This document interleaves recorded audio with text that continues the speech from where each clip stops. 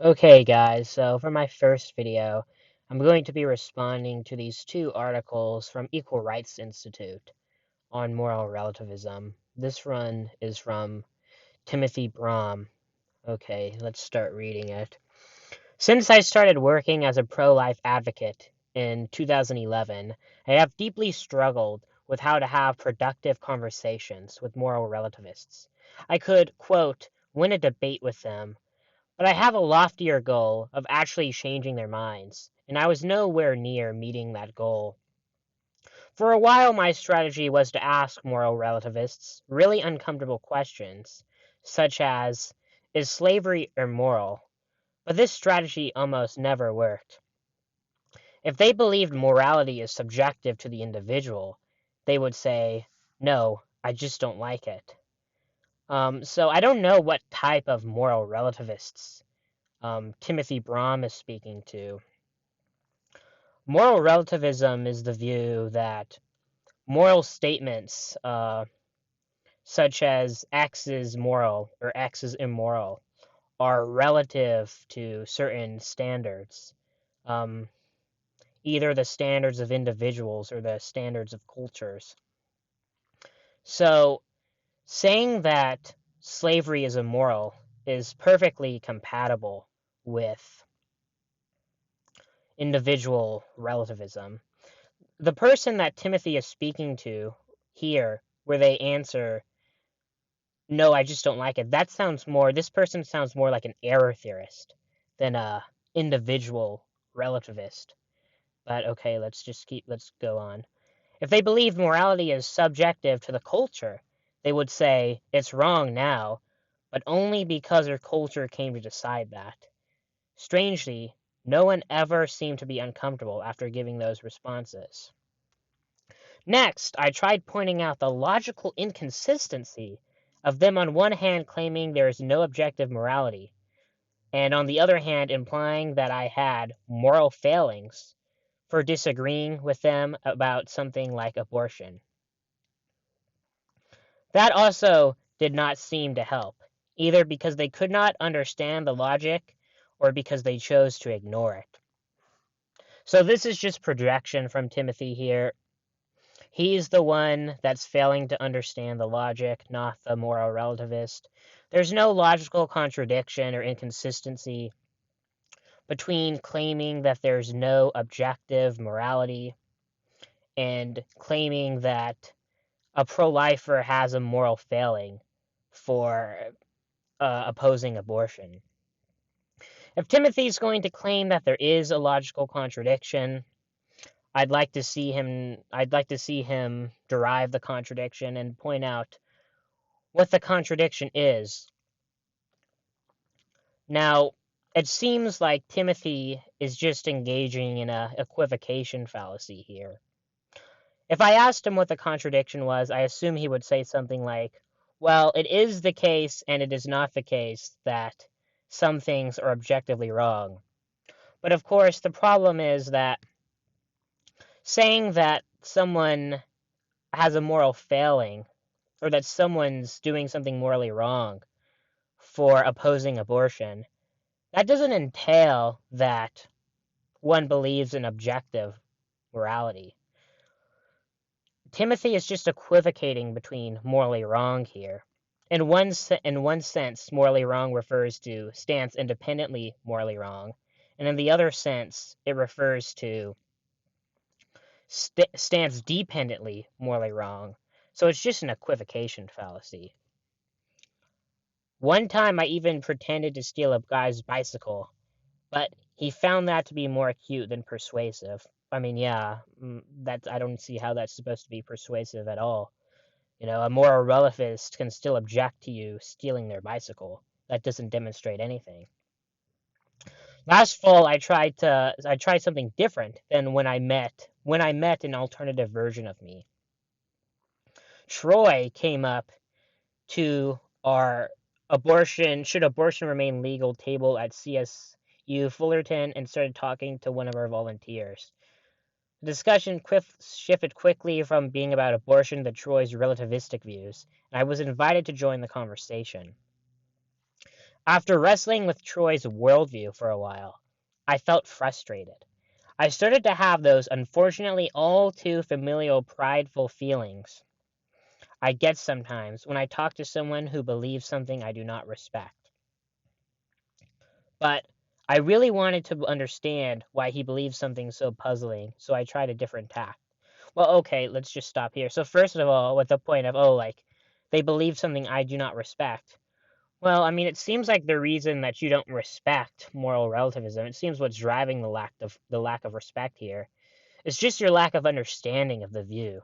Um, so I don't think that's very respect. I don't think that's deserving of respect to like write this article trashing on moral relativists um, when you're just blatantly misrepresenting the view. Now, I think that misrepresentation is not intentional, but like you shouldn't write an article trashing a view that you don't understand. So I don't have very much respect for that. But okay, let's continue. I asked, so Tim says, Troy, how did you first come to be a relativist? I don't mean what is your current argument for it. I'm asking an autobiographical question, more like, what's the story for how you landed here? Then Troy says, I was raised by Christian parents. I was never convinced that God really existed, and then when I was about 12, I stopped believing altogether because they couldn't answer my arguments. They were Christians because they wanted to believe. It felt comforting to them, but I'm more rational than that. I figured out that religion was just invented to control people, and it didn't make sense to be anything but a relativist. Um, so this seems like a pretty poor reason to be a moral relativist, to be honest. Because, I mean, I don't see how atheism, the non existence of a God, would make you a moral relativist. It certainly doesn't entail moral relativism. There are, like, why choose specifically moral relativist or moral relativism over, like, other anti-realist metaethical views? Or even, like, why not be a realist? Like, what's the argument that that atheism entails moral anti-realism? I don't see any reason to grant that. Anyway, so Tim says, did your relationships with your parents become strained when you stopped believing in God? Yeah, you can see that. Okay, basically the rest, I'm not going to read the rest of this because it's basically just them saying, like, oh, yes, if there's no God, there's no objective morality, which I don't see any reason to grant that. Um, but yeah, so let's continue on to the second article that from Equal Rights Institute on moral relativism that I wanted to respond to. So this one's called Effectively Responding to Moral Relativism by Josh Brahm.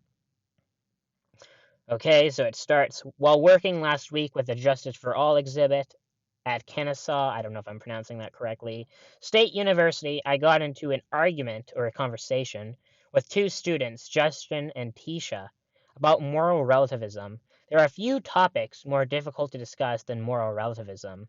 This is partially because it's a complicated topic already, but also because few people are open to changing their views on relativism. Even if a person is typically open-minded, the whole concept of relativism is that we can have differing views on a subject, yet we can both be right. When I train students to respond to moral relativism, I tell them to start by asking a clarification question. Steve Wagner of Justice for All points out that there are two different types of relativism. So it's best to ask, do you believe morals are relative to individuals or cultures?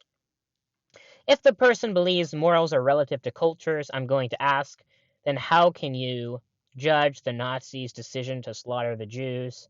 So I'm not a cultural moral relativist, but I'll answer this for them anyway.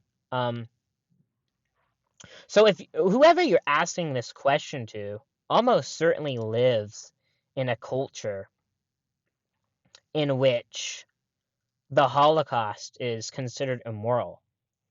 So they can easily just judge that on that basis. And I'm going to point out that a common misconception of moral relativism is that you can't judge like the standards of other people, which is just or other cultures, which is just mistaken. Like if we look here on the SEP, the Stanford Encyclopedia page for moral relativism, I've highlighted the section. Appraiser relativism suggests that we do or should make moral judgments on the basis of our own standards, while agent relativism implies the relevant standards are those of the persons we are judging. So if you're an appraiser relativist and a cultural relativist, and you live in a culture in which the Holocaust is considered immoral, you can easily judge the Nazis for mass murdering Jews. There's nothing inconsistent with cultural relativism about doing that. Okay, let's continue. If the person believes morals are relative to individuals, I'm going to say then you can't distinguish between a father who feeds his daughter and a father who molests his daughter, can you? What? No, why wouldn't I be able to distinguish between those two things? And then he says, they just have different preferences. Well, sure, they have different preferences, but nothing about them having different preferences entails that I can't judge those preferences differently. I can judge one preference to be superior to another preference. There's no reason I wouldn't be able to do that. Okay, let's continue on. I'm going to share with you an excerpt of my dialogue with Justin and his friend Tisha in hopes that it will give you some tools for your toolbox to use the next time your friend says morals are relative or morals are relative. So don't use this advice that it gives you. It's not good advice because he's not representing moral relativism accurately. So if you want to argue with a moral relativist, find different talking points than this person is using here. But okay, let's continue. Justin says, there's no such thing as objective truth. Okay, so I'm just going to point out, whoever these people are talking to are not the best representatives of moral relativism. Um, and I'm not sure if, like, some of these people that they're talking to don't even seem to be relativists at all, like the person before, but okay. There's no such thing as objective truth. So I'm going to just point out that that's not entailed by moral relativism. You can be a moral relativist and think that there is such a thing as objective truth. Like you can think that the Earth is objectively not flat. That such a statement is objectively true. That's compatible with moral relativism. Um, all a moral relativist is committed to is just simply the claim that there's no objective moral truth, but they can still think there are other forms of objective truth. Anyway, Josh says, "Is that a true statement?" And then Justin says, "Well, it's true for me." Then Josh says, "I understand that, but is it true for me too, or is it just true for you?" Then Justin says, "I don't know, but it's definitely true for me. There are some things I believe are wrong, but that doesn't mean it's wrong for everybody." Okay. Well, I don't like this framing like it's wrong for me, but it might not be wrong for someone else. Because I think it's very ambiguous what that means. So the way I would put it is, I think some I think some things are wrong. I'm a moral relativist, at least in terms of how an individual moral relativist, at least in terms of how I personally use moral language. So the way I would put it is, there are some things that I think are wrong relative to my moral standards, but they may not be wrong relative to other people's moral standards. Now, that doesn't mean, again, that doesn't mean that I don't judge those people for doing those things. I'm an appraiser relativist, not an agent relativist. So, while I might acknowledge that certain things, for example, funding the animal holocaust, that may be morally acceptable relative to certain people's standards, but I'm not going to care. I'm still going to judge that their behavior is wrong despite that. And there's no contradiction there. Anyway, so Josh says, okay, well, do you think we could agree that there are some things that are objectively wrong? Well, no, I can't agree to that. Like rape, for example. Wouldn't it be wrong for someone to rape Tisha? Well, yes, but the thing is, saying that it's wrong for someone to rape Tisha is compatible with saying that there are some that nothing's objectively wrong. And Justin says, well, it would be wrong for me. See, there's that like framing I don't like again. Wrong for me. I would prefer to just say like, yes, it would be wrong. Either I would just say it would be wrong, or I would say it's wrong relative to my standards. Um, Now Josh says, I understand that, but when I say rape is wrong, I mean there is something inherently evil about the act of rape itself. It seems that when you say rape is wrong, you're simply stating a personal preference. So yeah, when I say that rape is wrong, the way I use language like that, yes, I am essentially stating a preference. I'm saying, or some sort of attitude that I have. I'm basically saying that I prefer people not rape, or that I disapprove of rape, or that it's out of accordance with my moral values to rape. I'm saying something like that.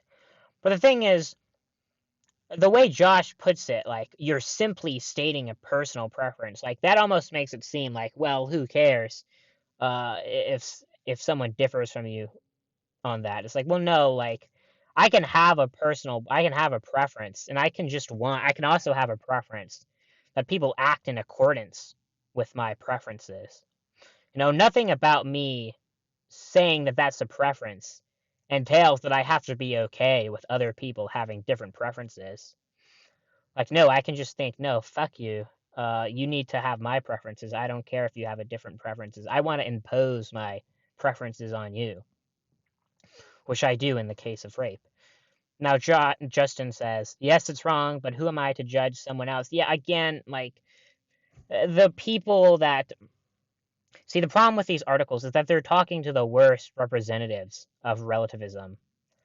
Um, and that's even granting that these people actually are relativists.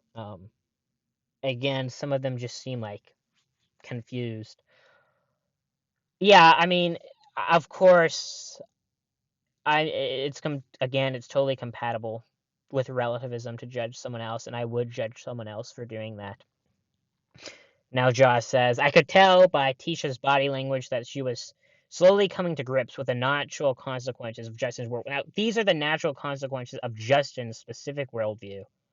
Um, but it's not the consequence of moral relativism, metaethical moral relativism, just to be clear.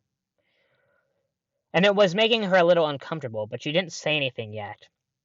Josh says, what about child prostitution? It happens all around the world. Can't we at least agree that's really messed up? Oh well, yeah, we can agree that's messed up, but again, that's not going to demonstrate that morality is objective. I can agree that that's messed up without thinking that morality is objective. Then Justin says, well, I personally don't think that's right.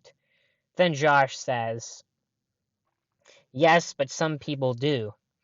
Some people think it's okay to sell little girls' bodies for sex with adult men. Isn't that just wrong? Well, sure, it's just wrong. Again, that's completely compatible with moral relativism. Then Justin says, well, some people grow up with different parents and in a different culture than me, so I definitely wouldn't do it. But who am I to judge another culture? Okay, yeah, again, bad representative of relativism. I don't have any problem judging other cultures. If another culture thinks it's fine, thinks that child rape is fine, fuck that culture. Josh says, I definitely agree people's worldviews are partially shaped by their parents and culture, and that we should strive to think freely and clearly, and not just adopt whatever our parents taught us.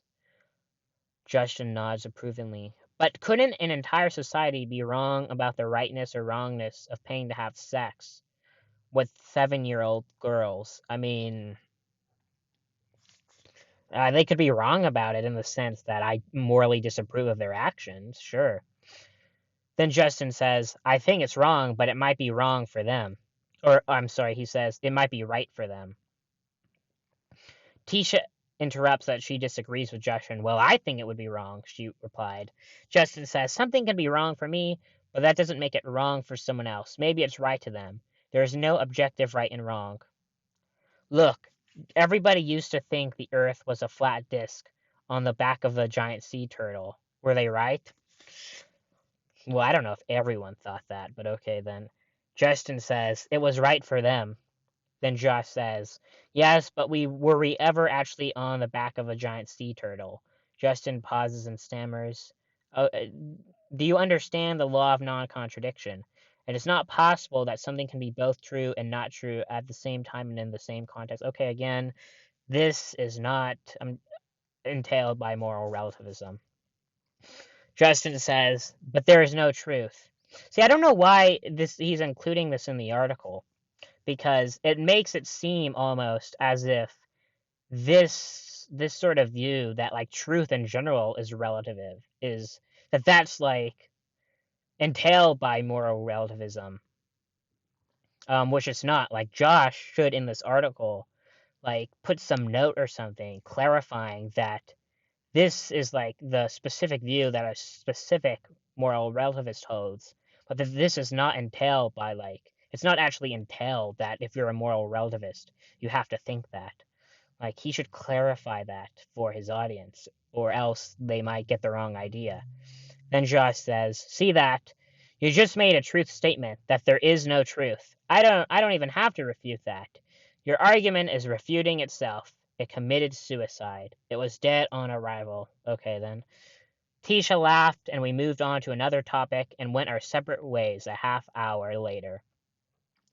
Why was I able to be so quick on my feet in that dialogue?